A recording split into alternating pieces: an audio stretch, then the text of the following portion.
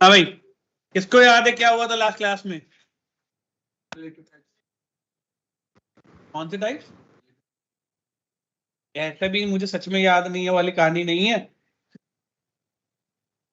Reference type मतलब तुमने सच में मान लिया कि मुझे सच में याद नहीं है। Reference types, right? किसको याद है रेफरेंस टाइप्स? उसके बाद आगे डिस्कशन करेंगे। बोलो भाई, क्या होता है रेफरेंस टाइप? क्या जरूरत है उसकी? क्या कर सकता है रेफरेंस टाइप?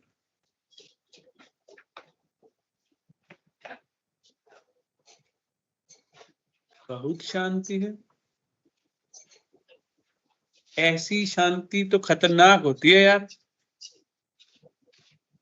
हाँ अच्छा, फैन हाँ कर देते हैं हम।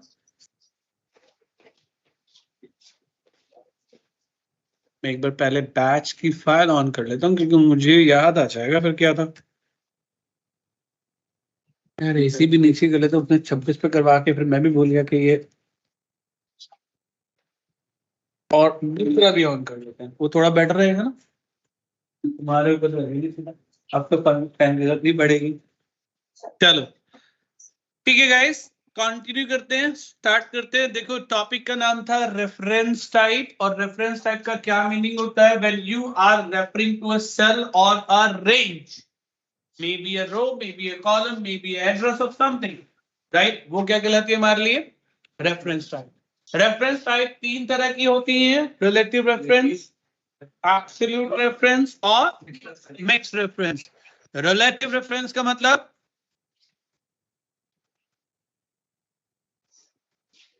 एक सेकंड दो यार, मैं एक चीज भूल गया, sorry, my bad, my mistake. Practice sheet भी कर लेंगे डिस्कस। अगले मिनट रुक पे चले जाना एक बार। हाँ जी, कुछ बोल रहे हो आप? भाई बोल रहे हो तो मुझे तो बताओ। अरे क्या कर रहा हूं मैं? Last second and then we are ready. Coming back to this, and here we are done. Okay, so everyone, तीन तरह के रेफरेंस टाइप होते हैं। पहला था रिलेटिव रेफरेंस। रिलेटिव रेफरेंस का मीनिंग क्या होता है सर? जिससे उसका डिस्टेंस बताते हैं, और जो हमारे एक्सेल में होता है उसका डिस्टेंस कलर पैटर्न से बताते हैं। वेरी कि गुड। हमारा Excel follow the colour pattern distance concept, right? और हमने एक एग्जाम्पल भी दिया था जहां हमने देखा था कि कैसे एक्सेल पैटर्न के बेस पर हमारे कैलकुलेशंस करता है। मेजरली एक्सेल का डिफॉल्ट रेफरेंस हमेशा कौन सा है? रिलेटिव है। किसी को कोई डाउट? रिलेटिव रेफरेंस को लेकर के किसी को कोई डाउट नहीं? आफ्टर दैट हमारा सेकंड रेफरेंस टाइप क्या था गाइस? एब्सोल्यूट। एब्सोल्यूट की स्पेलिंग में कुछ गड़बड़ नहीं लग रहा? तुम लोगों ने बताया भी नहीं, चलो कोई बात नहीं, खुद कर लेना, तो समझ जाते हो तुम लोग की गड़बड़ी तो हो ही जाती है मेरे साथ, है ना? एब्सोल्यूट, एब्सोल्यूट के साथ क्या था गाइस? लॉग। यानी कि जिस सेल को मैंने लॉक कर दिया, जिस सेल को मैंने फ्रीज कर दिया, अब मैं चाहे जितना ड्रैगिंग करूं हमेशा वही सेल यूज में आएगा। इसका एग्जांपल भी हम लोगों ने लिया था शायद यहां पर, लॉकिंग ऑफ दिस रेंज। तो हमारा रेड वाला रेंज हमने लॉक कर दिया था, हम चाहे जितना ड्रैग करें वो चेंज नहीं होगी, बाकी सारे हमारा ब्लू वाला चेंज हो रहा है हर बार, correct. The third one was the mix reference, and guys ये बहुत इंपॉर्टेंट था, मैं फिर बता रहा हूं, एडवांस एक्सेल की जब बात आती है तो मिक्स रेफरेंस में आपकी मास्टरी होना बहुत जरूरी है, क्योंकि आगे आने वाले क्लासेस में जब मैं क्वेश्चन दूंगा अगर मिक्स रेफरेंस आपका नहीं है तो बाउंड्रीज लगने वाली हैं, वो भी सीधे बाउंसर्स। क्या पूछ लिया, ये होगा, बहुत होगा, और मैं भी बहुत यूज करूंगा। दो टॉपिक है जो मैं बहुत यूज करता हूं, मिक्स रेफरेंस, काम आसान होता है ना, घंटों के काम सेकंडों में करना है तो मिक्स रेफरेंस, और एक टॉपिक और आएगा जिसका नाम है नेमिंग, नेम्स, है ना, नेम्स, वो मैं बहुत यूज करता हूँ, सब क्लासेस में मैं कम यूज करता हूँ, नहीं तो वो मैं सब अपने काम में हर जगह में नेम्स को उसको लेके चलता हूँ, घंटों का काम मिनटों में, ठीक है। चलो, तो मिक्स रेफरेंस में क्या है, something is locked and something is unlocked, जहां किसी में कोई लॉकिंग नहीं की गई, जिसमें हम लोगों ने आपका एग्जांपल ये लिया था, इसमें क्या लॉक है, कॉलम बी, रो लॉक नहीं है, दूसरा कॉलम ब्लॉक नहीं है, सिर्फ कॉलम नंबर बी, वो भी स्टार्टिंग पॉइंट ही हमने ब्लॉक किया है, बाकी हमारा चेंज हो सकता है, यानी कि अगर मैं डाउन साइड ड्रैग करूं तो भी चेंज हो जाएगा, चेक करो चेंज हो रहा है, ये वाला पोर्शन तो चेंज हो गया ना, बी एन 4 एंड 11, यहाँ क्या था 2 एंड 9, यहाँ क्या आ गया 3 एंड 10, क्या आ गया, क्योंकि आपने रो तो लॉक नहीं की ना, यहाँ पर रो लॉक नहीं करने पर डाउन एंड अपसाइड जाने पर तो रो तो बदलेगी ही बदलेगी। You get this everyone? यहाँ किसी को कोई डाउट नहीं, ये था हमारा रिलेटिव रेफरेंस, एब्सोल्यूट रेफरेंस और रेफरेंस टाइप वाला चैप्टर। अभी भी किसी को कोई डाउट है तो मुझे बता दे, नहीं तो हम नए चैप्टर शुरू करने जा रहे हैं, क्योंकि अब टाइम है मिक्स रेफरेंस दोबारा बताना है, गुड वन, पर दोबारा तो मैं कुछ बताता ही नहीं, उसमें तो आपको किसी को पिक करना पड़ता है यहाँ से। सर एब्सोल्यूट वाला भी बता दीजिए एक बार। ले एब्सोल्यूट भी आ गया, कोई रिलेटिव भी बोल ही दो, क्या कह रहा,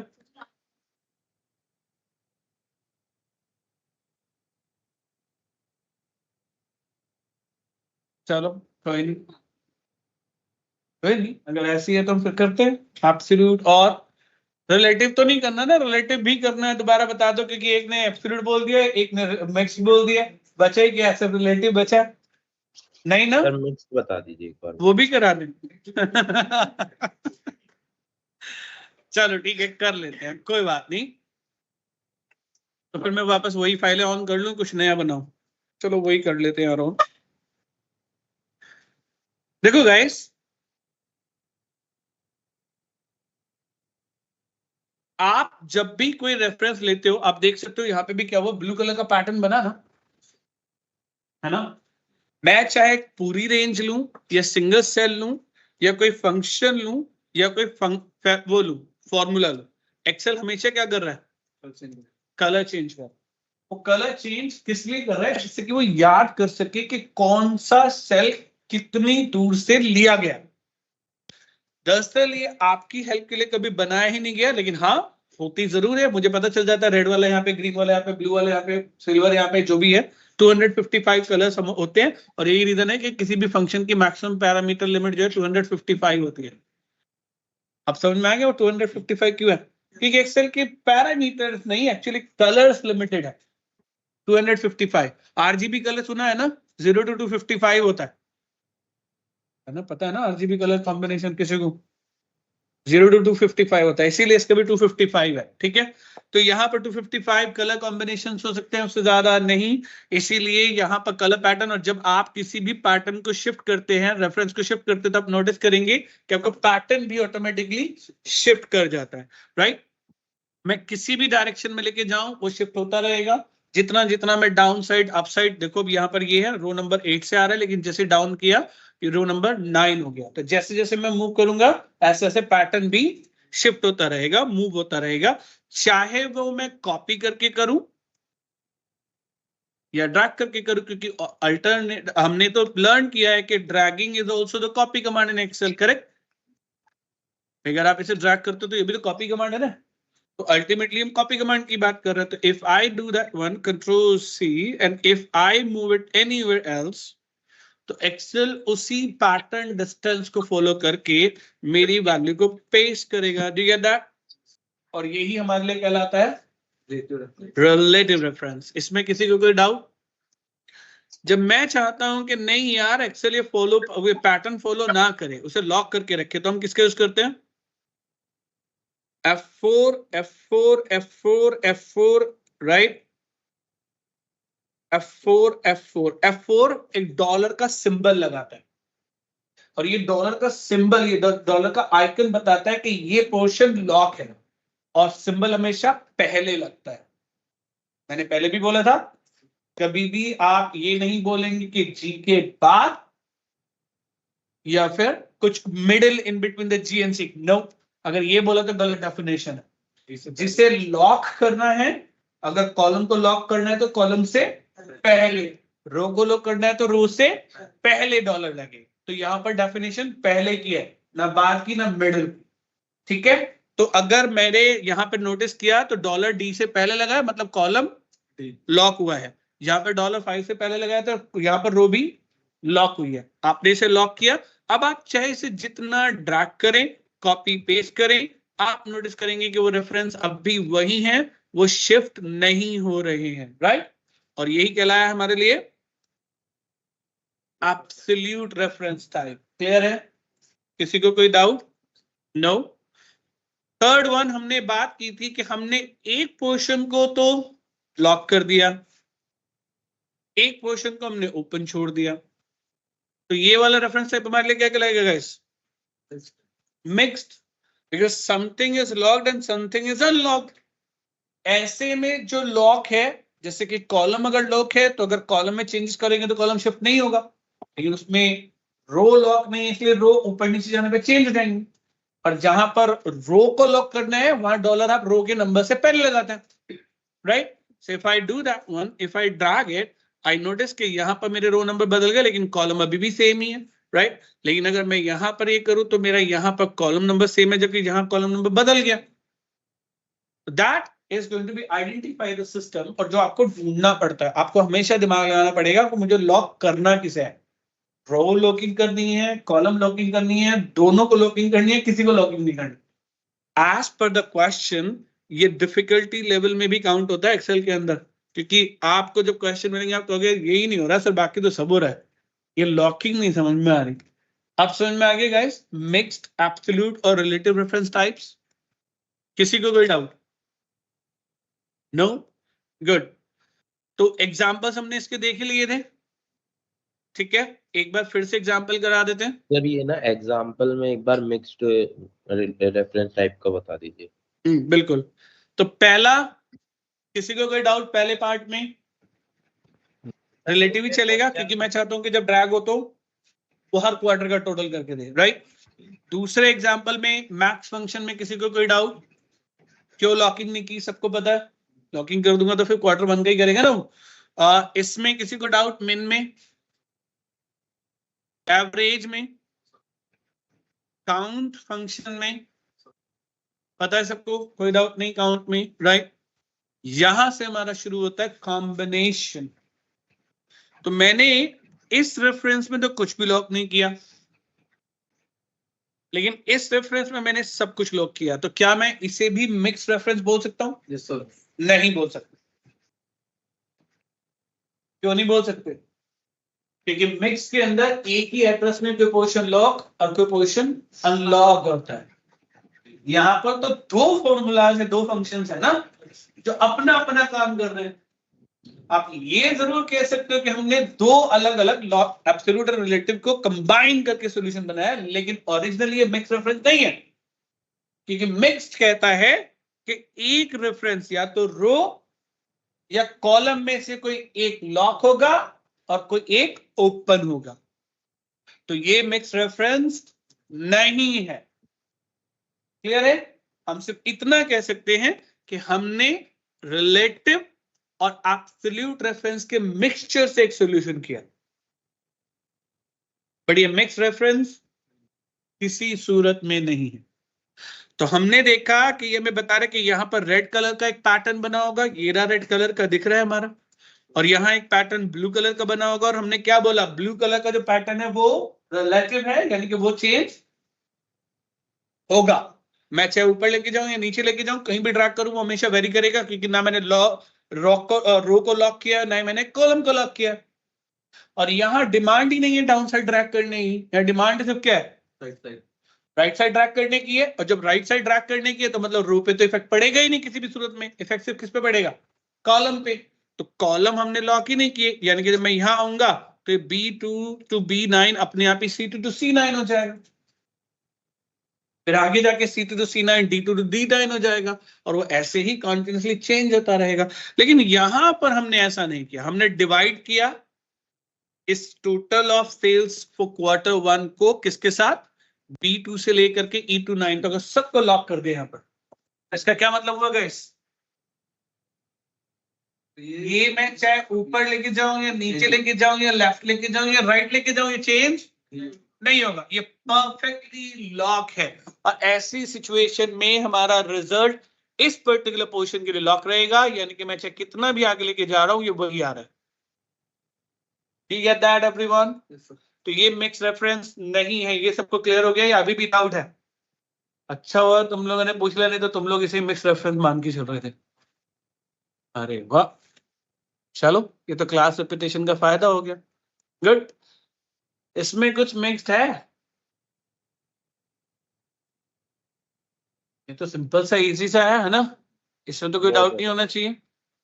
ये वाला पोर्शन क्यों हमें यहाँ पर लॉकिंग की जरूरत क्यों नहीं पड़ी, क्योंकि हर क्वार्टर के एक्सपेंसेस वेरी कर रहे हैं, चेंज हो रहे हैं, राइट। तो जितनी बार मैं ट्रैक करूं उतनी बार वो वैल्यू बदल जानी चाहिए, इसलिए हमने यहाँ पर किसी को भी लॉक नहीं किया। अगर मैंने किसी को भी लॉक कर दिया तो वो तो लॉक हो जाता, राइट। लेकिन इसीलिए हमने क्या किया, गवर्नमेंट टैक्स को एक ही सेल में डाला, हर क्वार्टर के लिए गवर्नमेंट टैक्सेस में कोई चेंजेस नहीं हुए। तो ऐसे में मेरे locking for this cell mandatory होगी, करेक्ट। अब अच्छा मुझे एक बात बताओ, अब एक क्वेश्चन करना तो बनता ही है, आप सही रिजल्ट आएगा? मैंने 6 से पहले डॉलर हटा दिया, नो सर, नहीं आएगा, नहीं आएगा। और क्यों नहीं आएगा, क्योंकि सर इसका कॉलम चेंज हो जाएगा, रो चेंज, ओ सॉरी रो, तो आप कॉलम लो का पर रो के लिए तो वो चेंज रहेगी, तो रिजल्ट गलत हो जाएगा। सर तो चेंज जब ड्रैग करेंगे तब तो सेम रो में पढ़ रहे हैं, तो पढ़ेंगे। गुड वन, क्या हुआ जागो मोहन प्यारे, सर सेम रो के लिए ठीक है, पर हम उसको इधर उधर ड्रैग करेंगे तो नीचे ऑप्शन है आपके पास ड्रैगिंग का, sir according to this table नहीं होगा, बट अगर हम मैं क्या देखो अभी फिलहाल जो भी हम बात करेंगे वो इस टेबल के हिसाब से करेंगे, है ना। मेरा क्वेश्चन भी इस टेबल के हिसाब से, अभी मैंने पूछा कि क्या इसके रिजल्ट में फर्क आएगा, आपने कहा हाँ।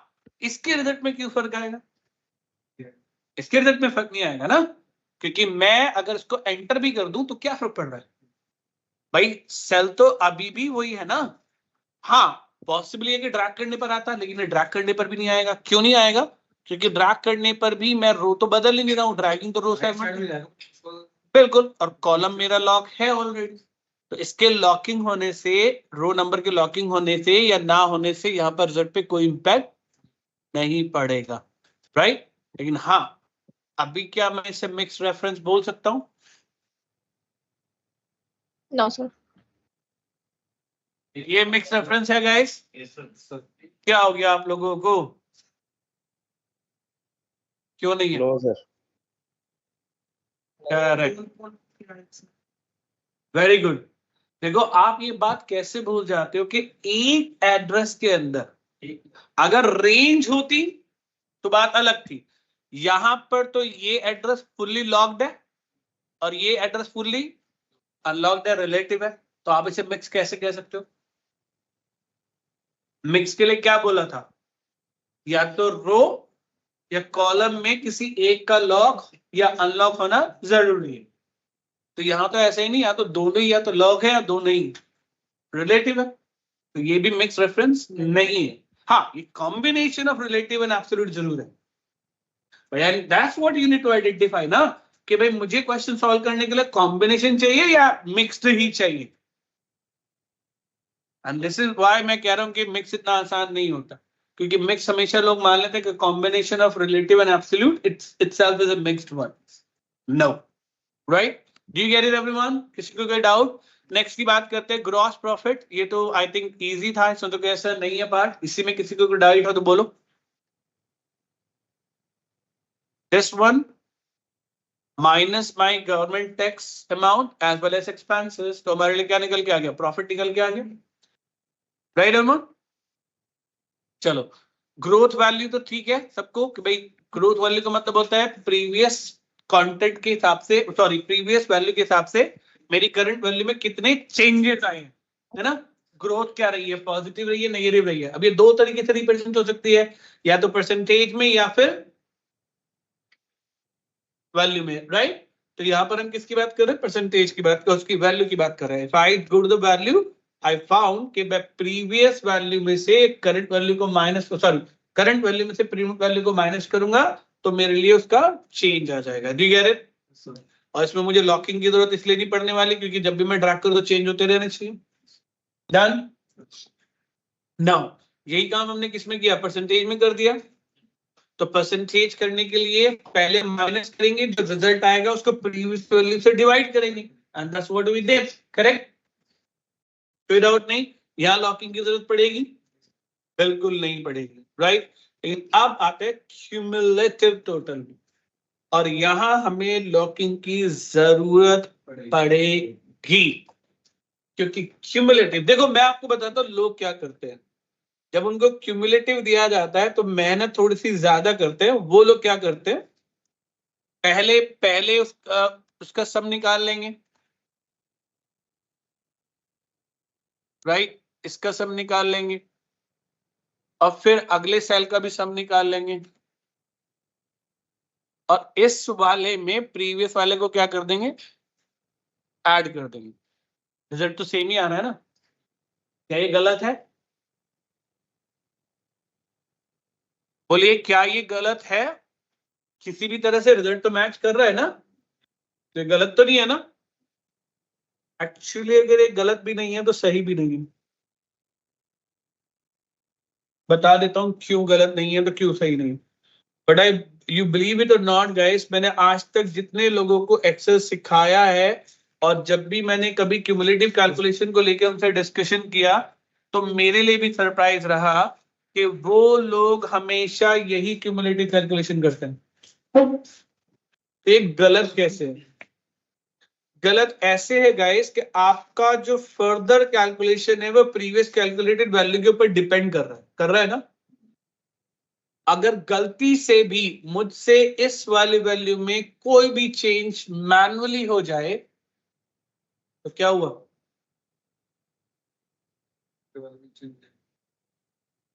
फर्दर जितने कैलकुलेशन है सारे गड़बड़ हो गए, नहीं हो गए?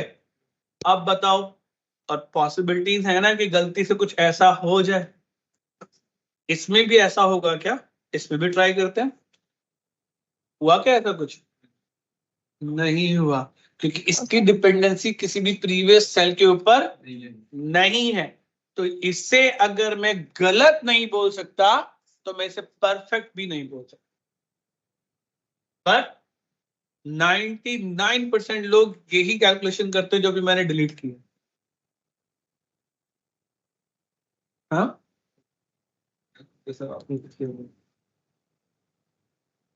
दोबारा बोलो। जैसे आपने ऊपर किया हुआ है फॉर्म का, फॉर्म से यूज कर सकते हैं। नहीं, एक्चुअली में देखो, मैं ये नहीं कह रहा हूं कि आप इसी का यूज करो, ये मैं बेस्ट मान के चलता हूँ, क्योंकि इसमें जो है डिपेंडेंसी नहीं है किसी भी प्रीवियस सेल, ये एक्यूरेट डिपेंडेंसी ओरिजिनल नंबर्स पे है। अब नंबर्स ही चेंज होंगे तो रिजल्ट चेंज होगा, नहीं तो कोई चेंजेस, चाहे मैं रो डिलीट करूं या कॉलम डिलीट करूं कोई फर्क ही नहीं पड़ने वाला। कॉलम डिलीट करने पर वो रेंज अपने आप बदल जाएगी, और अगर मैंने कोई नया कॉलम डाल दिया तो वो रेंज अपने आप एक्सटेंड हो जाएगी। ये सब नो, और वहां डिपेंडेंसी किसके ऊपर है? प्रीवियस वाले के ऊपर है, तो रिजल्ट बदल जाएगा सारा का सारा, क्योंकि एक नया कॉलम डालते ही वो ब्लैंक आ गया, ब्लैंक के ऊपर डिपेंडेंसी हो गई, वो सारा खत्म हो गया। करेक्ट और नॉट एवरीवन? तो इस ये डिफरेंस है इसका, और ये 100% मिक्स रेफरेंस है। कम से कम एक पार्ट, तो माना कि मैंने सिर्फ कॉलम को लॉक किया है, लेकिन इस पूरे रेफरेंस, ये पूरा एक ही रेफरेंस माना जाएगा, दो रेफरेंस नहीं माने जाएंगे, क्योंकि B2 से लेकर B9 तक की बात हो रही है। और यहां पर something is locked and something is unlocked, correct. ये 100% मिक्स्ड रेफरेंस है। क्लियर हो गया? तो अब मैं चाहे जितना राइट साइड लेके जाऊं, मेरा B कभी भी चेंज, और जब मेरा B चेंज नहीं होगा, तो जब मैं नेक्स्ट कॉलम पर पहुंचूंगा, तो ऑब्वियसली अब पहली बार तो टोटल इसका आएगा, लेकिन अगली बार टोटल किसका आएगा? 1 और 2 दोनों का, और फिर ड्रैग करूंगा तो 1 2 और 3 तीनों का, और फिर ड्रैग करूंगा तो 1 2 3 एंड 4 चारों का। Yes and no? And that's what we are getting here. Do you get it everyone? अभी भी किसी को कोई डाउट है तो बोलो। अब क्लियर हुआ एब्सोल्यूट रेफरेंस या नहीं हुआ? Yes, Good. yes. Practice sheet में किस किस को डाउट था? मिली नहीं? अच्छा, करी नहीं। अब करी नहीं तो फिर आज हम भी नहीं कर रहे हैं। जब तुम लोग कर लोगे तब करेंगे बात, और नहीं करोगे तो इसका सॉल्यूशन भी नहीं दूंगा, प्रैक्टिस शीट कराऊंगा भी नहीं। मैंने क्या कहा था? आप गलती करो चलेगा, लेकिन मुझे नजर आना चाहिए आपने किया है। अभी शुक्र मनाओ, मैं प्रैक्टिस शीट खुलवा नहीं रहा हूं एक एक सिस्टम पे आकर। ईमानदारी से बता दो किस किसने प्रैक्टिस शीट ट्राई की। मतलब अभी बहुत सारे लोग हैं जिन्होंने ट्राई भी नहीं की। Very good. मुझे ध्यान देने की जरूरत है। सर करिए ट्राई। तो अभी आप complete मुझे नहीं बताओ, एक सिंपल सा क्वेश्चन कर लेता हूं आपसे। लेट्स से कोई प्रोडक्ट है जो कल मैंने 50 रुपए का खरीदा था, और आज मैंने वो 100 रुपए का खरीदा, कितने % चेंज आया? 50%। नहीं, अमाउंट में तो परसेंटेज नहीं आएगा ना। कितने % अमाउंट में? तो 50 रुपए का डिफरेंस आया। कैसे पता किया? आज की वैल्यू में से कल की वैल्यू माइनस कर दी, लेकिन कितने % चेंज आया? कितना? सर एक्चुअली 100% चेंज आया ना? पर ये निकाला कैसे हमने? सर नंबर फॉर्मेटिंग में जाके। Correct. So current value minus previous value, जो भी रिजल्ट आया डिवाइडेड बाय प्रीवियस वैल्यू की कंपैरिजन तो कल। हाँ, दैट्स व्हाट वो मैथमेटिकल टर्म हो गए ना। मैं मैथ बहुत बहुत खराब हूँ। चलो भाई, किसी को कोई डाउट है भी यहाँ पर? चलो नेक्स्ट की बात करें। So we are done with the all about the reference types. Now I think we should start with something new for the day. So what are all the different topics? Don't worry, आज का topic तो मैं हमेशा easy रखता हूँ सबके लिए, कोई ज्यादा डिफिकल्ट टॉपिक नहीं होता आज का, ठीक है? Hello hello sir. अच्छा, आज तो आपका वो भी प्लान था ना? अरे यार, आपने बोला थोड़ा जल्दी से बुला लीजिए। अब मैंने बोला आए नहीं थे आप लोग, मैंने भी नहीं बुलाया तो इन्होंने एक नया बैच घुसा दिया ना बीच में, वो 2:30 बजे तक का, तो उस चक्कर में गड़बड़ हो गई। मैं भी भूल गया। नहीं, इन्होंने मेरा एक बैच भी बुला दिया ना बीच में, लंच आवर्स में मैं बैच लेता था आज, तो उसके चक्कर में गड़बड़ हो गई। हाँ जी हाँ जी हाँ जी, बोलो बोलो। नदीम बात कर रहा हूँ सर। हाँ जी, हेलो सर, ग्रुप पे एक मैंने क्वेश्चन डाला था सर, उसका जवाब आंसर चाहिए था। आपने कौन सा क्वेश्चन डाला? मैंने एक ग्रुप भी चेक पे सर, एक सर जस्टिफाई ऑप्शन है ना एक्सेल में, तो वो समझना था मुझे क्या है। अच्छा, ये तो डायरेक्ट पूछ लेते यार। मैं डायरेक्टली मैसेज डाल रखा है सर आपको। अच्छा, नहीं देख लिया मैंने अभी, कोई बात नहीं, डिस्कस कर लेते नदीम, कोई दिक्कत नहीं है। ठीक है, अब मैं यही सोच रहा हूँ कि वो क्लास पहले करूँ या फिर पहले ये करूँ। हाँ तो इस पे कर दो, वो कल कर लेना नेक्स्ट वीक। चलो भाई, कल पहला हम आधा घंटा ना, कल क्या यार काम, हाँ कल आधा घंटा पहले हम लोग जो प्रीवियस क्लास रह रही है उसको करेंगे। याद दिला दे तो वो आज ही कर लेते, कोई बात नहीं, ठीक है? उसके बाद हम कुछ अपना नया टॉपिक शुरू करेंगे, ठीक है?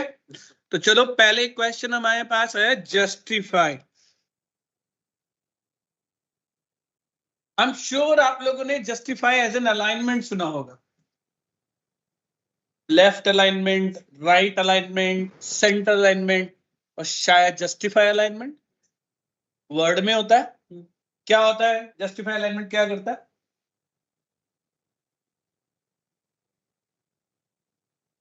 दोनों तरफ से कंटेंट को लेफ्ट और राइट से अलाइन करता है, दैट इज कॉल्ड जस्टिफाई, है ना।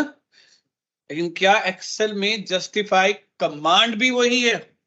नहीं। देखो बहुत कम लोग हैं जो मुझसे जस्टिफाई के बारे में पूछते हैं, and Nadeem thank you very much, क्योंकि आपके चक्कर में इन लोगों को भी जस्टिफाई सीखने के लिए मिल रहा है, ठीक है। नहीं तो मैं जस्टिफाई जनरली डिस्कस नहीं करता हूँ, बहुत अच्छा बैच हो कोई डिस्कस ब्रेक करने के लिए यूज करता हूँ मैं इसे। ये सिर्फ इसलिए नहीं, ये बहुत कुछ काम में आता है। तो हाँ, दिखा तो मैंने कहा आपसे पूछ लो इसके और क्या क्या काम है। मैंने इसके कई दो काम है एक्चुअली, दोनों बता देता हूँ। हाँ, तो फिलहाल पहले तो इसमें ये space- समझिए कि जस्टिफाई क्या है। देखो एक बड़ा कॉमन क्वेश्चन है हमारे पास, मेरे पास एक सेल में कोई डेटा पड़ा हुआ है, मुझे उसे ब्रेक करना है, या फिर मेरे पास मल्टीपल सेल्स में डेटा है, उन्हें कंबाइन करना है। तो ये काम करते हैं हम कॉन्कैटिनेट फंक्शन से या लेफ्ट मिड राइट फंक्शन से। जिसको जस्टिफाई पता होगा वो लेफ्ट मिड राइट को जल्दी यूज नहीं करेगा, कॉन्कैटिनेट फंक्शन को जल्दी यूज नहीं करेगा। इन जस्टिफाई की अपने लिमिट्स भी हैं। तो justify, let me give you an example, this is an example of justified feature, right. मैंने ये इतना लेंथी कंटेंट कुछ सोच समझ के लिखा है, क्योंकि जस्टिफाई के काम करने के लिए आपको एक नहीं 3 रूल पता होने चाहिए। जस्टिफाई ब्रेकिंग या कंबाइनिंग दोनों एक ही कमांड से करता है। ब्रेकिंग भी जस्टिफाई से होगी और कंबाइनिंग भी जस्टिफाई से होगा। लेकिन ये ब्रेकिंग या कंबाइनिंग करता किस बेस पे है? दो कॉन्सेप्ट। पहला समझ में आ गया, ब्रेकिंग भी होगी जस्टिफाई से और कंबाइनिंग भी होगी। पहला कॉन्सेप्ट, ये ब्रेकिंग या कंबाइनिंग हमेशा स्पेस के बेस पे करता है। यानी कि दिस के बाद एक स्पेस है, यहां से ब्रेकिंग या कंबाइनिंग हो सकती है, इसके बाद एक स्पेस है। यानी कि ऐसा कभी नहीं होगा कि वो एग्जाम्पल को तोड़ देगा बीच में, एग्जाम्पल नहीं करेगा। एग्जाम्पल एक वर्ड है तो एग्जाम्पल एक ही वर्ड रहेगा। क्लियर हो गया? तो ब्रेकिंग या कंबाइनिंग किस बेस पर होती है? हमेशा स्पेस के बेस पर। लेकिन दूसरा रूल भी है, और यही इसका खतरनाक रूल है। ब्रेकिंग या कंबाइनिंग सिर्फ स्पेस के बेस पर ही नहीं, आपके कॉलम के विड्थ के बेस पर भी डिपेंड करती है। इसके ऊपर कॉलम की width. Just for an example, मैं काम करता हूं, मैं इस कॉलम की विड्थ को इतनी कम कर देता हूं कि एक कॉलम में 2 कैरेक्टर से ज्यादा आ ही ना सके। कितने कर देते हैं? 2 कैरेक्टर्स।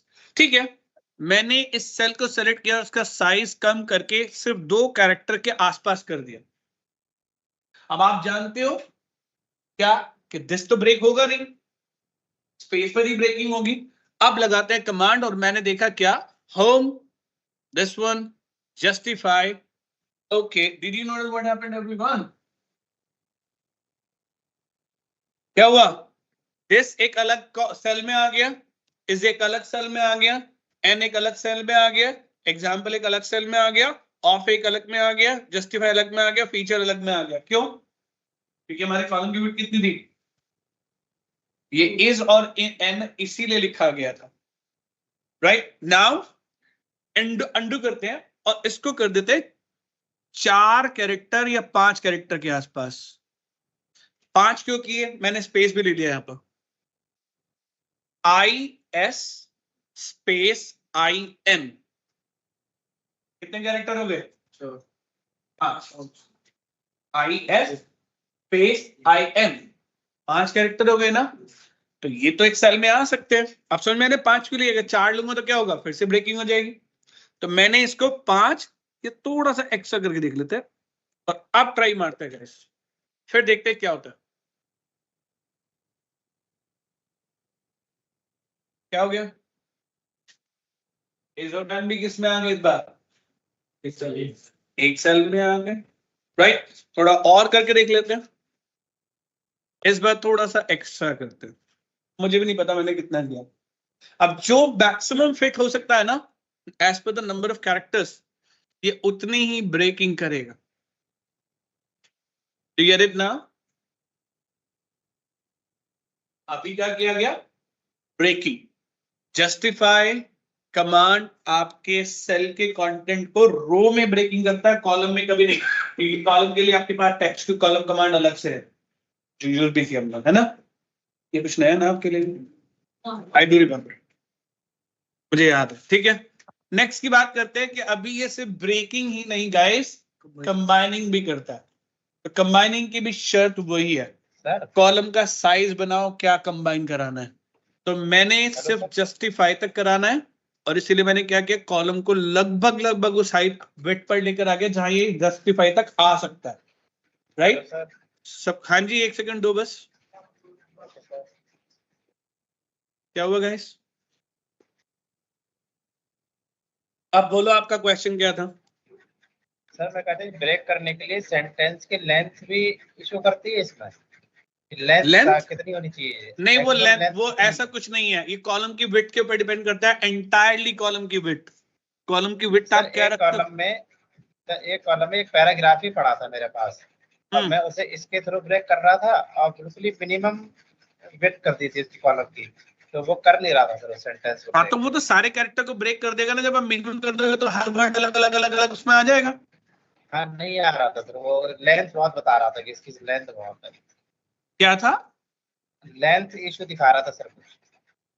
लेंथ इश्यू तभी आता है जब कॉलम की विड्थ सफिशिएंट ना हो टू फिट द कंटेंट, नहीं तो नहीं आता। सर फिर से ट्राई करूंगा, आपकी आएगा नहीं तो मैं बताऊंगा। बिल्कुल बताइएगा। तो अब देखिए, मैं इसे कंबाइन करने जा रहा हूँ, लेकिन इस बार मैं क्या करता हूँ, इतना कॉलम विड्थ, अरे यार ज्यादा से ज्यादा कर दो ना, अपने आप ही ये एडजस्ट हो जाएगा, मर्ज हो जाएगा, राइट। मैंने इन चारों को सेलेक्ट किया, दिस वन लगाया, जस्टिफाई किया और डन। मैं तो इसके लिए क्या करता हूँ, मैक्रो बना के रखता हूँ कि सेलेक्ट किया मैक्रो, सेलेक्ट किया मैक्रो, सेलेक्ट किया मैक्रो। कौन कंकैटिनेट फंक्शन लगा लगा के बार बार यूज करेगा डेटा ब्रेकिंग और कंबाइनिंग के लिए? आप क्लियर हुआ जस्टिफाई क्या करता है गाइस? किसी को कोई डाउट जस्टिफाई को लेकर के? नो? गुड। तो शुरू करें अपने नए फंक्शंस आज के लिए। जस्टिफाई आपको हमेशा होम टैब के एडिटिंग ग्रुप के फिल कमांड के अंदर मिलता है, ठीक है।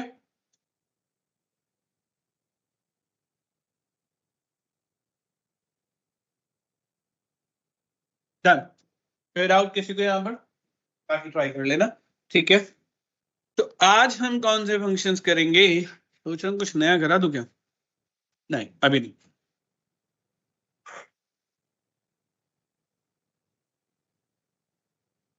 Date and time function, the easiest category of Excel, बहुत आसान, सीरियस। तो चलिए पहले फंक्शन से शुरू करते हैं। एक्सेल का सबसे पहला फंक्शन है टुडे, दूसरा है नाउ।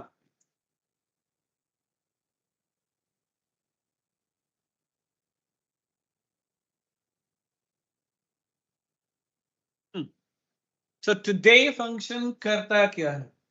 टुडे फंक्शन आपको आपके कंप्यूटर से करंट सिस्टम डेट निकाल के देता है। तो अगर आपकी कंप्यूटर की सिस्टम डेट आगे पीछे है, 1 साल 2 महीने 4 महीने या फिर 1 दिन 2 दिन 3 दिन, तो उसी हिसाब से आपको यहां पर क्या मिलेगी?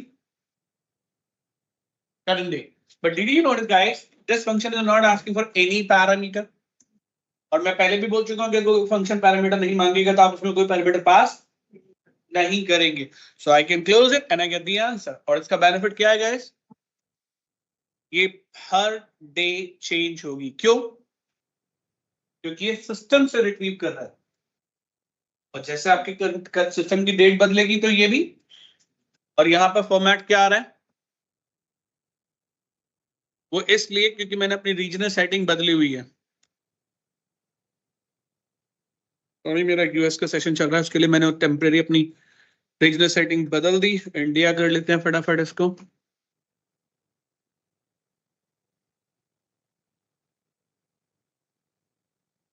डन। फॉर्मेट क्या? ये फास्ट क्यों आता है भाई? भी एक क्वेश्चन भी दिया है तो मैंने width. Width is not enough, तो width को बढ़ाते हैं। You get the answer. Do you get it, everyone? So today function में किसी को कोई डाउट? हमने लगाया तो डेट आ गई, तुम कंट्रोल प्लस सेमीकोलन लगाते हैं तब भी डेट आती थी। तो इसमें तो चेंज होगी क्या? मान लो आज हमने फंक्शन लगाया चेंज होगी। हाँ भाई, ये क्वेश्चन कर रहे हैं यार, एक बार थोड़ा जोर से बोलो। ये तो अच्छा क्वेश्चन है यार, बोलो बोलो जोर से बोलो। जैसे हम यहाँ पे कंट्रोल प्लस सेमीकोलन अप्लाई करते थे तो डेट आती थी। मैं सुन नहीं रहा हूँ, आप में से किसी को उठाऊंगा मैं रिस्पॉन्स करने के लिए। सुन लो ये क्या बोल रहे हैं, है ना? बोलो बोलो दोबारा बोलो। कंट्रोल प्लस सेमीकोलन अप्लाई करके डेट आ जाती थी। हाँ और ये सेम ये टुडे फंक्शन अप्लाई करके आई है। हाँ कि आपने बोला कि ये चेंज होती है। हाँ तो जैसे इस शीट में अप्लाई कर दी हाँ। तो कल ये खुद से चेंज हो जाएगी। बोलो भाई।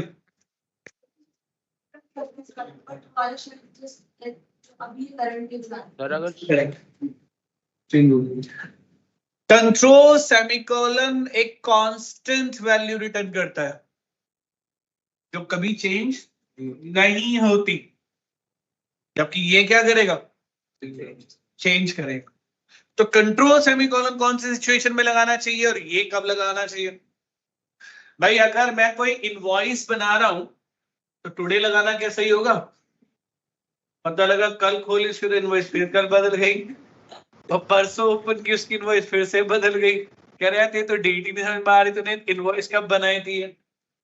तो वहां पे control semicolon is the right answer, क्योंकि वो लॉक हो गई है, वो सेम रहेगी। वहां टुडे नहीं लगा सकते।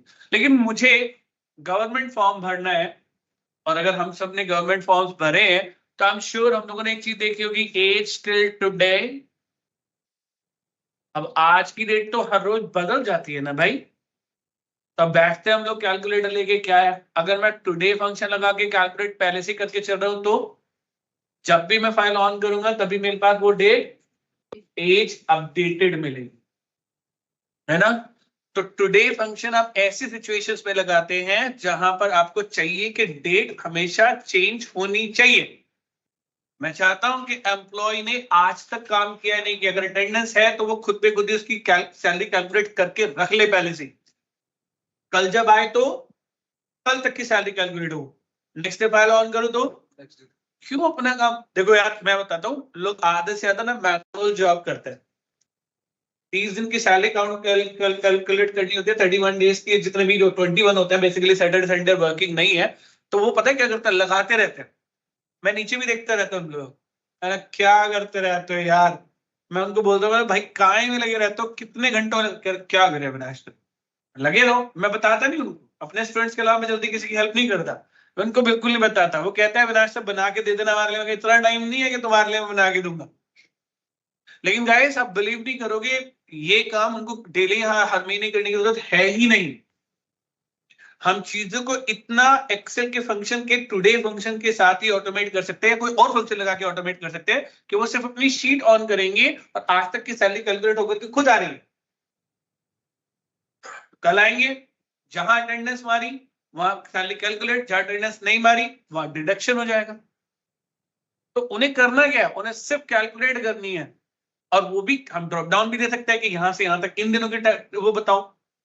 तो ये चीजें ही तो ऑटोमेट करने के लिए फंक्शन। तो टुडे फंक्शन डायनेमिक है, जहां आपको लगे डायनेमिक डेट की जरूरत है वहां फंक्शन का यूज करोगे, जहां डायनेमिक की जरूरत है वो मैनुअली या फिर सेमीकोलन से यूज करोगे। क्लियर हो गया? चलिए, तो ऐसे ही जब मेरे पास टुडे है तो मुझे कभी कभी टाइम की भी जरूरत पड़ती है, और ये काम आपके लिए नाउ करता है। नाउ सिर्फ टाइम नहीं, करंट डेट एंड टाइम दोनों देता है। ठीक है, at the enter you get a current date and time both. Are you clear with that one everyone? किसी को कोई डाउट है तो बता दो। देखो ये होता है। सेकंड भी चाहिए वैसे सर मैं इसके इसका आंसर साथ। दे चुका हूँ पहले टॉपिक के अंदर, कस्टम नंबर फॉर्मेट्स। नहीं, देखो ये फॉर्मेटिंग हमेशा आपके सिस्टम के ऊपर डिपेंड करती है। जो मेरे सिस्टम का फॉर्मेट है, मेरे सिस्टम का फॉर्मेट अभी क्या है, वो यूएस वाला चल रहा है, डेट टाइम का फॉर्मेट, इसलिए वो 24 आवर आ रहा है। अगर मेरे सिस्टम का फॉर्मेट एएम पीएम हुआ तो यहाँ पर रिजल्ट भी एएम पीएम में आएगा। हाँ जी, somebody was सेकंड कैसे asking आएंगे some- सर इसमें नाउ में? हाँ जी, नाउ फंक्शन में सेकंड्स लाने डेट के साथ है। अगर आप लोग ना ऐसे ऐसे क्वेश्चन करोगे तो अब मैं सोचना शुरू कर दूंगा। ये टॉपिक मैं ऑलरेडी आपको सिखा चुका हूँ। इसमें क्वेश्चन आया कि मुझे सेकंड भी चाहिए, किससे पॉसिबल है? कस्टम नंबर फॉर्मेटिंग, कंट्रोल 1 में जाओ और इसके आगे क्या कर दो, और आपके एएम और पीएम का भी रिजल्ट ये रहा, डन। ये टॉपिक इसीलिए तो कराए गए थे। इसका मतलब ये नहीं कि टॉपिक सीखो और भूल जाओ। आगे जो आने वाले टॉपिक है ना, उनमें प्रीवियस टॉपिक अगर याद नहीं है तो तुम मेरे क्वेश्चन भी सॉल्व नहीं कर पाओगे। अभी तो सिर्फ कैलकुलेशन से रिलेटेड फंक्शन मिले हैं, आसान चीजें हैं। रियल वर्ल्ड क्वेश्चन तो अगले वाली शीट में आएंगे। ये आसान है, ये शीट इतनी आसान है, सबसे आसान शीट है ये मेरी। ठीक है, अगले वाली शीटों में घूमेंगे तुम लोग तो, यहाँ कहाँ। चलो नेक्स्ट की बात करते हैं। देखो गाइस, अगला टॉपिक समझाने के लिए मुझे जरूरत है कुछ डेटा की, तो मैं काम करता हूँ, कुछ डेट्स बना लेता हूँ। ठीक है, डेट से मेरे लिए काम आसान होगा। डेट नहीं, डेट एंड टाइम दोनों ही बना लेता हूँ। ठीक है, और आप जानते हो कि मैं अपना डेटा हमेशा खुद बनाता हूँ। ऑब्वियसली यहाँ भी कुछ ऐसे ही करेंगे हम लोग, है ना। क्या कर लेते हैं, तो मुझे डेट भी बनानी है और फंक्शन क्या है, याद है रैंड बिटवीन या नहीं याद है? क्या करता है rand between? Sir random number देता है। तो मैंने क्या किया, रैंडम बिटवीन का फायदा उठाया, क्योंकि रैंडम बिटवीन एक ऐसा फंक्शन है जो फुल नंबर्स देता है। और मैंने डेट डाली यहाँ पर, तो 1/1/2010 और एंड डेट डाली, तो ये काम नहीं करेगा, ये कभी काम नहीं करेगा। क्यों? क्योंकि ये फंक्शन कहता है कि आप यहां पर कोई डेट या टाइम नहीं डाल सकते, आपको फुल नंबर डालना हो। अब प्रॉब्लम ये है कि मुझे नहीं पता कि 1/1/2010 की नंबर क्या था और आज का नंबर क्या है। एक तरीका तो ये है कि मैं दोनों को जनरल कर दूं लिख के, और फिर यहां पे क्या डालूं, इनका 4017 नंबर डालूं। इतनी मेहनत मत करो यार, क्योंकि अगर आप किसी भी डेट को डबल कोट्स में लिखते हो तो एक्सेल उसके नंबर को यूज करता है। तो I will do that one simple, मैं जाऊंगा इसे डबल कोट्स में लिखूंगा और बोलूंगा कि भाई इसको भी डेट की जगह इसका नंबर यूज करो। अब एक्सेल इसका नंबर यूज करेगा बाय डिफॉल्ट। डेट्स के साथ जैसे ही डेट को डबल कोट्स में लिखा जाता है, एक्सेल बाय डिफॉल्ट उसका क्या यूज करता है, नंबर यूज करता है। उसके बैकग्राउंड में जो नंबर है वो, और यही टाइम के साथ भी होता है। अगर टाइम को भी डबल कोट्स में लिखा गया तो उसका नंबर वैल्यू यूज होगी, ना कि टाइम की वैल्यू। ठीक है, and I take benefit of what, मैं जानता हूं कि एक्सेल में टाइम जो है हमेशा कैसी वैल्यू है, डेसिमल। तो इसके अंदर RAND कर देते हैं, इससे क्या फायदा होगा, डेसिमल नंबर्स आ जाएंगे और ये हमारे लिए क्या बन जाएंगी, टाइम।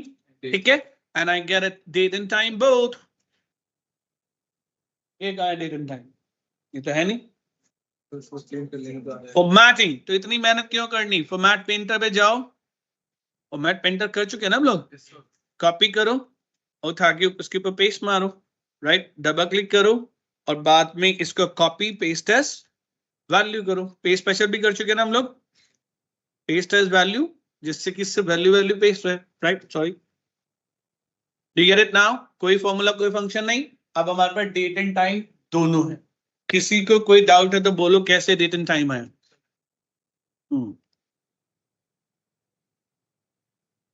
जनरल भी कर लो ना, है ना, जनरल भी कर ले जिससे कि नंबर ही है। मुझे डेट एंड टाइम दोनों चाहिए थे। आपको हम पहले भी बता चुके हैं कि कोई भी डेट आप लें, नॉर्मली हर डेट क्या होती है, नंबर वैल्यू, करेक्ट। और कोई भी टाइम आप लें वो हमेशा क्या होता है, डेसिमल नंबर होती है, ये भी आपको पता है। मैं ये भी बता चुका हूं कि एक्सेल में एक फंक्शन है, इसका नाम है रैंडम बिटवीन। रैंडम बिटवीन कहता है कि आप इसमें जो भी नंबर दोगे ये उनके बीच का रैंडम नंबर निकालेगा। और एक फंक्शन है जिसका नाम है रैंड। रैंड क्या करता है, हमेशा डेसिमल नंबर देता है, याद है ना। और डेसिमल वैल्यू तो हमेशा टाइम होती है और फुल नंबर हमेशा। इसी का तो बेनिफिट मैंने उठाया, मैंने इसको बोला RAND बिटवीन, लेकिन टाइम्स और डेट में रैंडम में फुल नंबर चाहिए तो मैंने कोई भी डेट ले ली, 1 जनवरी 2010 ले लिया, राइट। और आज तक की डेट लेने के लिए मैंने डबल कोट्स में लिख दिया आज तक की date. Do get it everyone? तो इससे मुझे क्या मिलेगा? सिर्फ नंबर, और मुझे टाइम देने के लिए क्या ऐड करना पड़ेगा इसमें? डेसिमल वैल्यू, तो मैंने ये डाल दी, ठीक है ना? Getting it? कोई डाउट किसी को? बोलो, एंटर करते हैं। My bad, I hit that one, and मैंने इसको फॉर्मेट कर दिया डेट एंड टाइम के साथ। I get it now, you get it now? और सिर्फ मुझे क्या करना है? कॉपी करके इसे paste as value. Are you done? तो रैंडम डेट एंड टाइम आ गए, कोई भी, ठीक है। और अब हमारा टॉपिक शुरू होता है। एक काम करते हैं यार, इसको ना फटाफट स्क्रीन ब्रेक कर लेते हैं, फ्रीज टाइम, और इससे मेरे लिए इसका कलर देते हैं बदल, जिससे कि याद रहे कि ये मेरा डेटा है। एक्चुअल फंक्शन का नाम तो यहाँ है, मैं फंक्शन का नाम टॉप पे लिखूंगा, जो भी फंक्शन में यूज करूंगा उसे टॉप पे लिखूंगा मैं, ठीक है। तो अब हमारे नेक्स्ट फंक्शन का नाम आता है,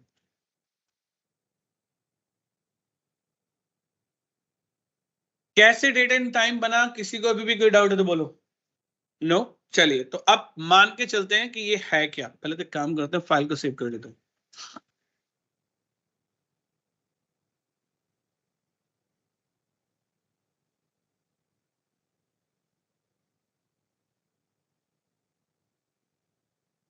अरे 11 फाइल होगी, और अभी तक भी हम डेट एंड टाइम पे काम कर रहे हैं।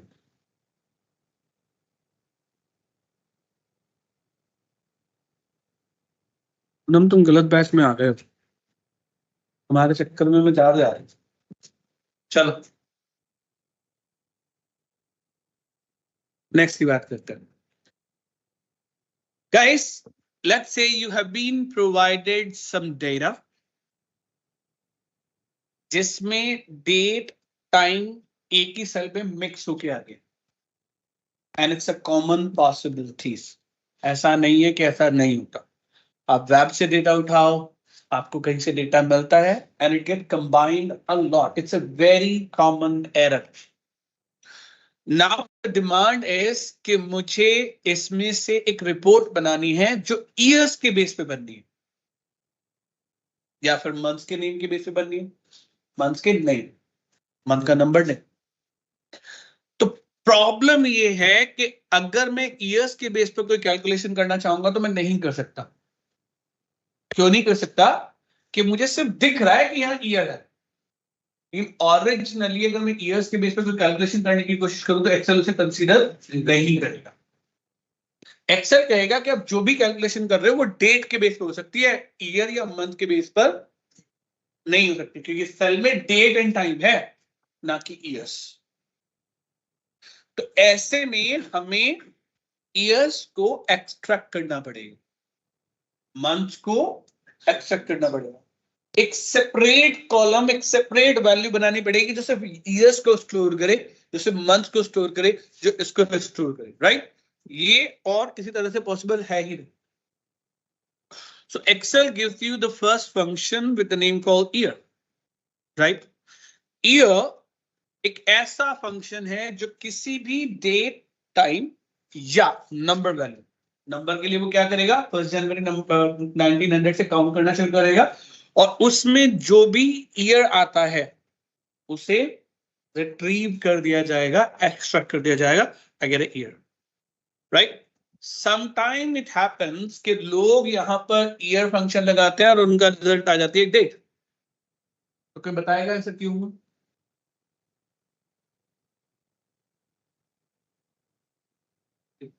जैसे पहले भी ईयर भी नंबर है, उस नंबर को कैलकुलेट डेट शो करता है। Correct, very good. तो बेसिकली क्या है, यहां पर हमारा आंसर निकला 2010, और इस सेल में पहले से ही डेट फॉर्मेट लगा हुआ था। तो एक्सेल ने क्या किया? 1 जनवरी 1900 से 2010 दिन काउंट किए, और उसके हिसाब से कौन सी बनती है? 1905। 2 जनवरी 1905 जो है उसके लिए 1905 क्या बन गए उसके लिए 2010 डेज बन गए। समझ में आ गया? कोई बात नहीं। 1 जनवरी 1900 में 2010 दिन ऐड कर दूं?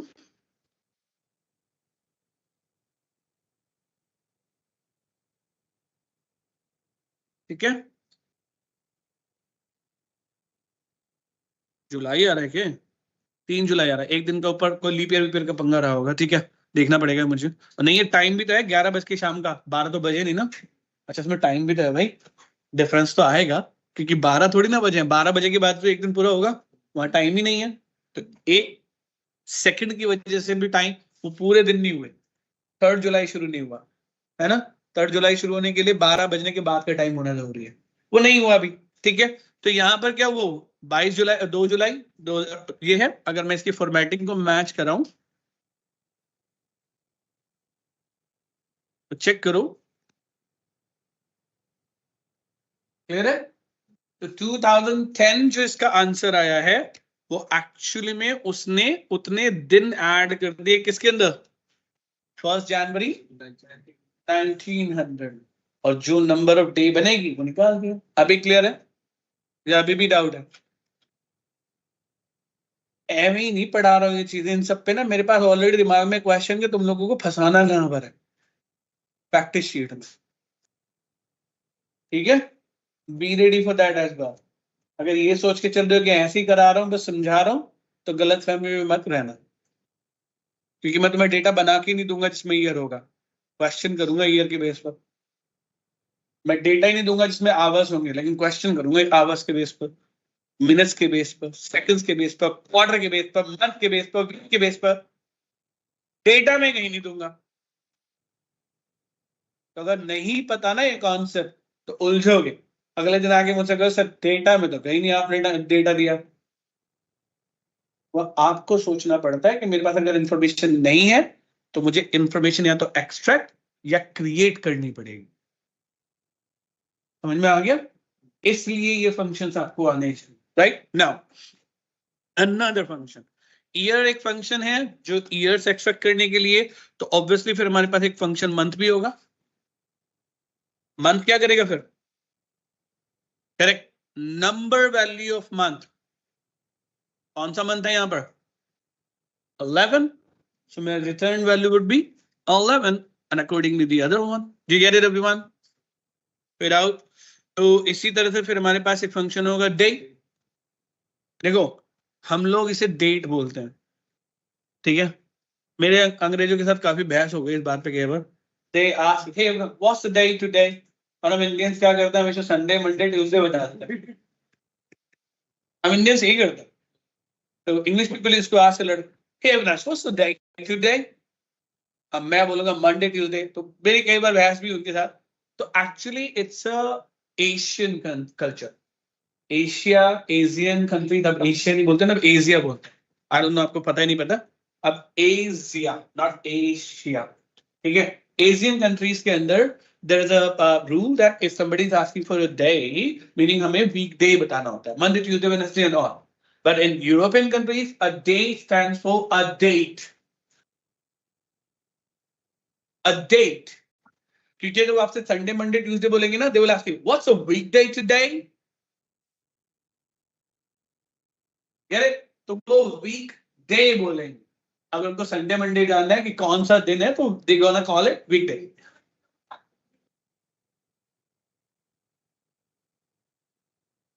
You're right.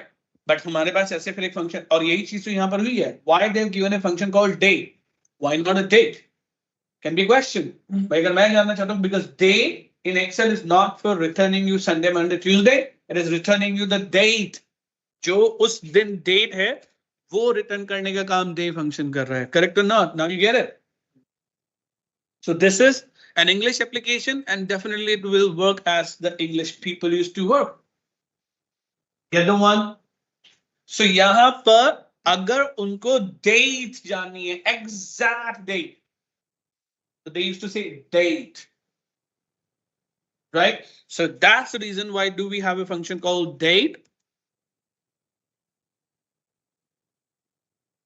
आदत हो गई उनकी तरफ बोलने की, हमारे तो डेट बोल के छोड़ दें खत्म। चलो जी, next, what is this asking for?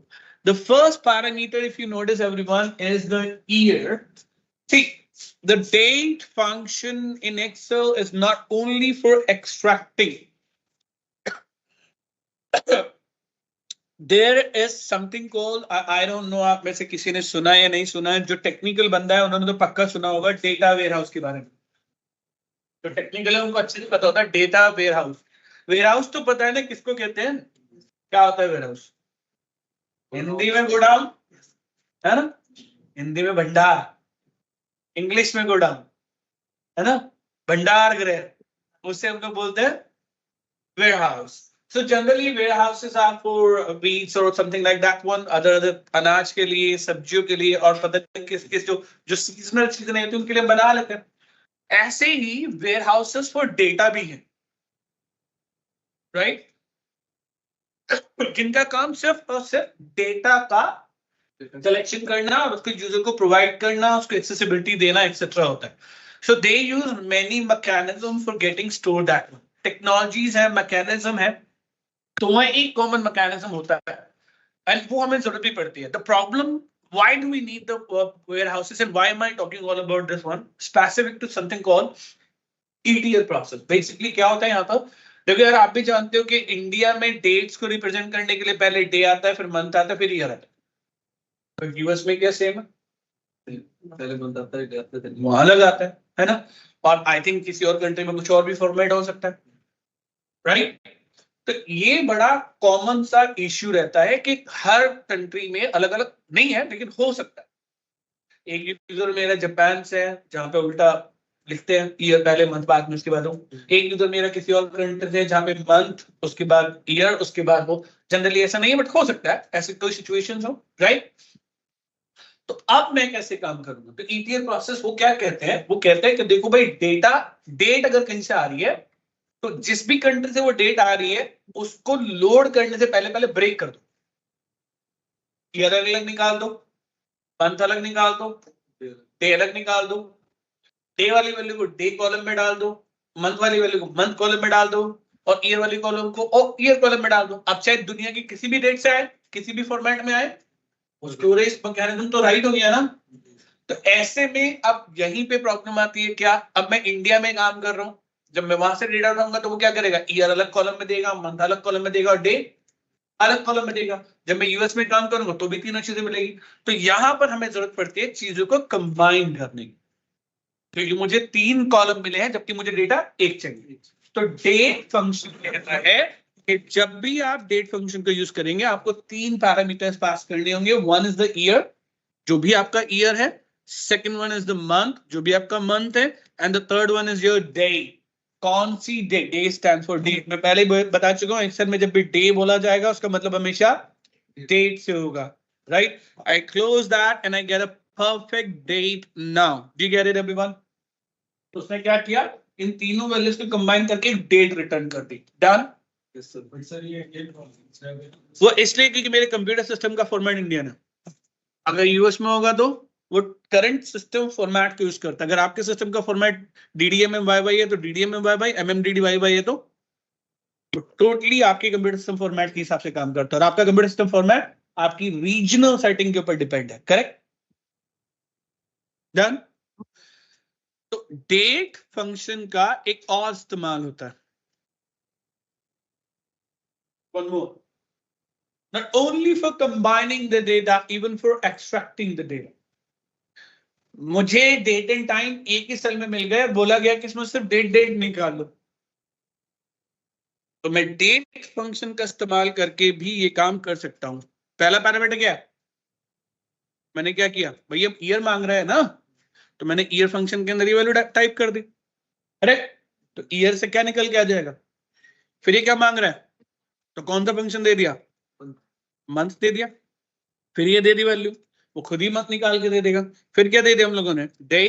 तो ये क्या कर रहा है, जो जो पैरामीटर वो मांग रहा है उसके पैरामीटर पे वो वैल्यू पास करनी थी ना, लेकिन इस बार हमने 3 कॉलम को कंबाइन नहीं किया, ऑलरेडी कंबाइंड सेल से वैल्यू को एक्सट्रैक्ट किया और हमें क्या मिल रहा है इस बार, फिर से वापस date.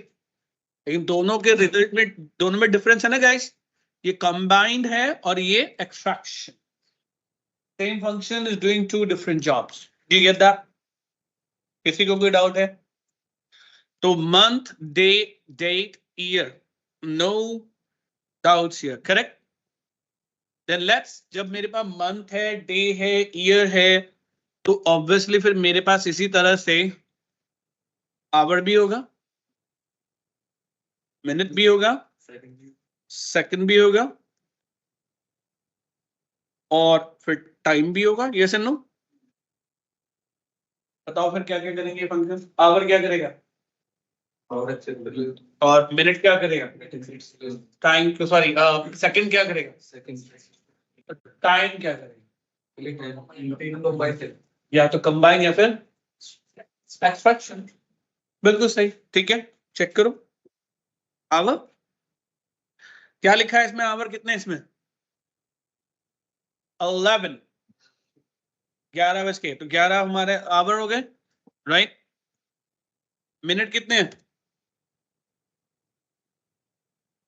05, that's going to be the minutes. और टाइम, सॉरी सेकंड, सेकंड कितने हैं उसमें. डिस्प्ले होने से इसका कोई लेना देना नहीं है. अगर डिस्प्ले नहीं भी हो रहे होते तब भी टाइम में सेकंड्स होते हैं. और अगर आपको कंबाइन करना है तो आप चेक कर सकते हो, 3 वैल्यू मांगी जा रही है, hour, minute, second, right. So if I do that one, this one, comma, this one, comma, this one, right? I get the answer here. Do you get it, everyone? Extraction तो कर दिया और combine तो कर दिया. extraction आप खुद कर लेंगे, वो बताने की जरूरत नहीं है. टाइम 1, ठीक है. चलो, लेकिन इनमें एक प्रॉब्लम है यार, ये तो नंबर्स में वैल्यू दे रहे हैं, जबकि मैं तो आपसे क्या बोल रहा था, मंथ का नाम, मंथ का नंबर, राइट. तब क्या करें. देन सिस्टम सेज कि यहां पर आपको एक काफी पावरफुल फंक्शन की जरूरत है. गाइस, सरप्राइज जानते हो, बिना पढ़ाए मैं आपको फंक्शन पढ़ा चुका हूं. पूरा फंक्शन आपको आता है, मुझे सिखाने की जरूरत नहीं. सिर्फ एक एग्जांपल से आपको पूरा फंक्शन क्लियर हो जाएगा. अच्छा, किस किस को याद है कस्टम नंबर फॉर्मेटिंग? क्या करती है कस्टम नंबर फॉर्मेटिंग? किसी फॉर्मेट को अप्लाई करेंगे वो उस वैल्यू को उसमें डिस्प्ले, है ना. कस्टम नंबर फॉर्मेटिंग सिर्फ उसका डिस्प्ले चेंज करता है. ओरिजिनली तो वैल्यू चेंज नहीं होती ना. लेकिन अगर मैं ओरिजिनली ही वैल्यू चेंज करना चाहता हूं तो आपके पास एक ही सॉल्यूशन है, एक्सट्रैक्शन. आप निकाल लो, और ये काम एक फंक्शन हमेशा करता है with the name called text. Text function कहता है कि कस्टम नंबर फॉर्मेटिंग को आप किसी फंक्शन के थ्रू कॉल कर सकते हो. टोटल नंबर फॉर्मेटिंग आपकी, जो कि आपको पहले से आती है. जैसे कि कस्टम नंबर फॉर्मेटिंग में डी का क्या मतलब होता है, और डी का, डी का, एम का, सॉरी एम का, सॉरी डी 4 टाइम का, सॉरी एम का, एम. मैं अपना काम आसान कर रहा हूं यार. अब तो मैं दिखाऊंगा कि कैसे मैं रिलेटिव रेफरेंस और मिक्स रेफरेंस का यूज करके अपना काम आसान कर रहा हूं, आप लोगों के लिए नहीं. कान घंटों तक लगाएगा यार फंक्शन टाइप करते करते, मैं भी थक गया हूं. आप देखते जाओ कैसे रिलेटिव रेफरेंस, मिक्स रेफरेंस और एब्सोल्यूट रेफरेंस काम करने वाले हैं मेरे लिए, ठीक है. सो एम पता है आपको, एम पता है सबको, ठीक है. एम भी पता है सबको, राइट. वाई भी सबको पता है, राइट. वाई भी सबको पता है. एच भी सबको पता है. एच कॉलन एम भी सबको पता है. आगे की खुद ही लगा लेना यार, सारे फॉर्मेट पता है. क्यों मैं लगाऊं सारे के सारे? कस्टम नंबर फॉर्मेट के सारी लिस्ट थोड़ी ना बनाऊंगा मैं दोबारा से. तो एक काम करते हैं, हम लगाते हैं एक फंक्शन जिसका नाम है टेक्स्ट. टेक्स्ट फंक्शन कहता है कि अगर आप लोगों को कस्टम नंबर फॉर्मेटिंग की कॉल की जरूरत है तो आप टेक्स्ट फंक्शन का यूज कर सकते हो। टेक्स्ट फंक्शन में पहला पैरामीटर क्या है? वैल्यू। कौन से सेल से एक्सट्रैक्शन करना है? मैंने कहा दिस वन। फॉर्मेट टेक्स्ट याद रखना, नियम बना लो, एक्सेल के किसी भी फंक्शन में अगर फॉर्मेट टेक्स्ट लिखा आ रहा है तो इसका मतलब है वैल्यू डबल कोड में जाएगी अगर आप मैनुअली टाइप करते हो, लेकिन सेल थोड़ी ना डबल कोड पे जाते हैं। ठीक है, क्या आ गया गाइस? नहीं पता है ना, डी मतलब डेट होती है और डबल डी का मतलब क्या होता है? Text. This one. Double D का क्या मतलब होता है गाइस? चेक कर लो। और ट्रिपल डी का क्या मतलब होता है? आप दे दे थक जाऊंगा यार ऐसे तो करते करते मैं। तो उठाओ ना इस सबको, कौन कर रहा है? क्यों कर रहे हो इतनी मेहनत? मत करो, मैं काम करता हूं ना, ऑलरेडी लिख चुका हूं मैं।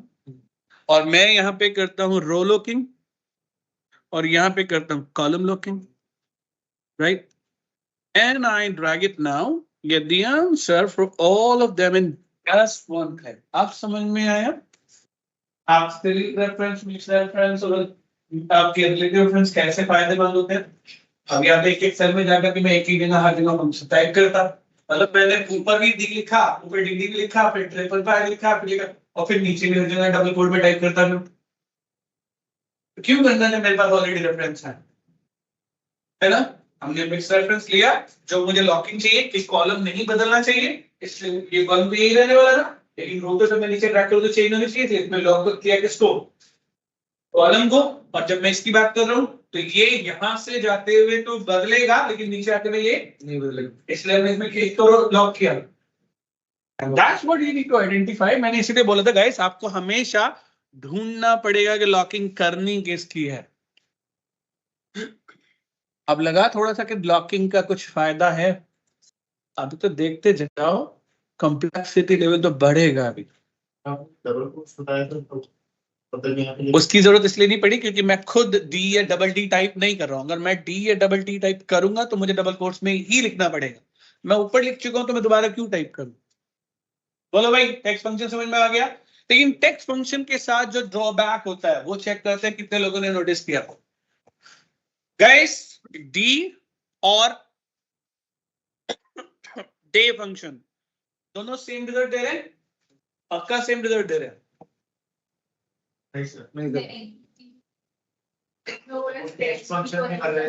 No sir.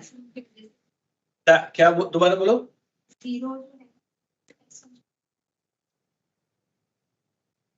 डी में बात कर रहा हूँ।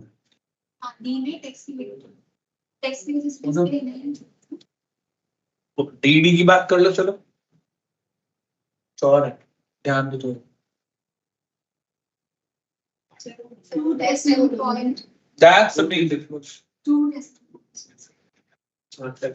वो है, दोबारा रिपीट करो। करेक्ट, ये है डिफरेंस। हाँ, आपने यहाँ पर कंट्रोल तो कर लिया कि सिंगल डी दिखाना है, डबल डी दिखाना है, लेकिन फाइनल रिजल्ट पे ध्यान दो।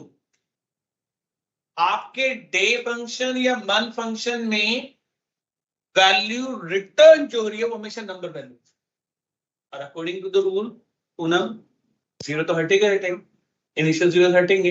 लेकिन क्या आपने देखा कि जब मैंने टेक्स्ट फंक्शन इस्तेमाल किया, रिजल्ट चाहे कुछ भी आ रहा हो, चाहे वो नंबर वैल्यू हो या टेक्स्ट वैल्यू हो, लेकिन फाइनल रिजल्ट लेफ्ट साइड आ रहा है।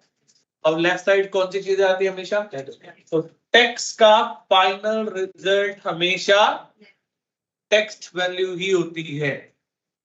दिखने में चाहे वो आंखों से नंबर दिख रहा है, लेकिन वो नंबर नहीं है। अगर आप इन्हें कैलकुलेट करना चाहोगे तो कैलकुलेट नहीं होंगी। ठीक है एवरीवन? किसी को कोई डाउट है तो बोलो।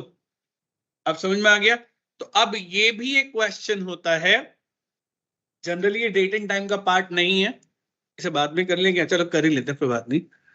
एक क्वेश्चन होता है कि मेरे पास कुछ नंबर्स हैं और वो नंबर्स ना टेक्स्ट में आ गए, ठीक है, और यार वो टेक्स्ट वाली वैल्यूज ना मुझे नंबर्स में लानी। एक बार कोई वैल्यू टेक्स्ट हो गई तो क्या उसे वापस किसी दूसरे फॉर्मूले में लाया जा सकता है? बोलो। सिर्फ एक टेक्स्ट ही ऐसा कॉन्सेप्ट है जिसमें काम नहीं करता. Only solution is another function called value. Value एकमात्र ऐसा फंक्शन है एक्सेल में जो किसी भी टेक्स्ट नंबर को नंबर यानी कि वैल्यू में कन्वर्ट कर देता है. Do you get it everyone? अगर आपको किसी भी नंबर वैल्यू को नंबर में ही रखना है टेक्स्ट की जगह, तो फॉर्मेटिंग या कस्टम फॉर्मेटिंग या टेक्स्ट फॉर्मेटिंग काम नहीं करेगी. That's only can be done by using the function called value. You get that everyone? किसी को कोई doubt with the value function now? देखो टेक्स्ट फंक्शन की वैल्यू का रिजल्ट कैसे आ रहा है? लेफ्ट में. और लेफ्ट में कौन सी चीज होती है? वो क्या होती है? टेक्स्ट होती है. लेकिन मुझे तो टेक्स्ट चाहिए ही नहीं, मुझे फाइनल रिजल्ट कैसा चाहिए? तो ये सिर्फ किससे हो सकता है? Value function. Value function only can convert the text numbers, मतलब जो नंबर टेक्स्ट की फॉर्म में आ रहा है, टू द नंबर इटसेल्फ. दूसरा कोई फंक्शन एक्सेल में नहीं है, कोई फॉर्मेटिंग नहीं करेगी, कोई नहीं करेगा. ये सिर्फ वैल्यू फंक्शन से ही हो. राइट? डोंट वरी, मैं क्वेश्चन ऑलरेडी प्रैक्टिस शीट, अगली वाली प्रैक्टिस शीट पहले ही बना चुका हूं, मैं बना चुका हूं, जहां बिना वैल्यू के तुम सॉल्व भी नहीं कर पाओगे. और मैं लिखूंगा भी नहीं कहीं पे कि वैल्यू का यूज करना है नहीं करना. खुद दिमाग लगाना पड़ेगा कि क्या गड़बड़ हो रही है. देखो मेरी क्लास का रूल एक को तो पता है पक्का, अभी बाकी लोग में से दो को और पता होना चाहिए, दो लोगों को और पता होना चाहिए, बाकी को नहीं, तीसरे को भी पता होना चाहिए. ठीक है? और वो ये है कि आसान चीजें मेरे लिए होती हैं, डिफिकल्ट आप लोगों के लिए. तो मैं सिर्फ आसान काम ही कराता हूं जो मेरे लिए आसान है. डिफिकल्ट टास्क सारे आपको दिए जाएंगे, मैं उनमें मेहनत नहीं करता, बिल्कुल नहीं करता. ठीक है? तो आसान आसान चीजें मैं पढ़ाऊंगा और डिफिकल्ट डिफिकल्ट चीजें आप सॉल्व करके मुझे देंगे. क्योंकि अगर आपको ये सारे फंक्शंस आते हैं, समझ में आ गए हैं, तो मैं इतना बता देता हूं कि जितने क्वेश्चन मैं आपको दूंगा अल्टीमेटली उनका सॉल्यूशन उन्हीं सभी टूल्स या फंक्शंस में से है. अब उन्हें कंबाइन करना है, क्या करना है, वो आपको सोचना. क्योंकि मैं जो क्वेश्चन दूंगा वो रियल वर्ल्ड सिनेरियोस में से हूं. ठीक है? तो आज के लिए इतने रखिए guys, no worries. Date and time function खत्म नहीं हुए, भी याद रखना, भी शुरुआत हुई है. ठीक है? चलिए आज के लिए इतना ही. Will see you all in next class. Bye bye for the day.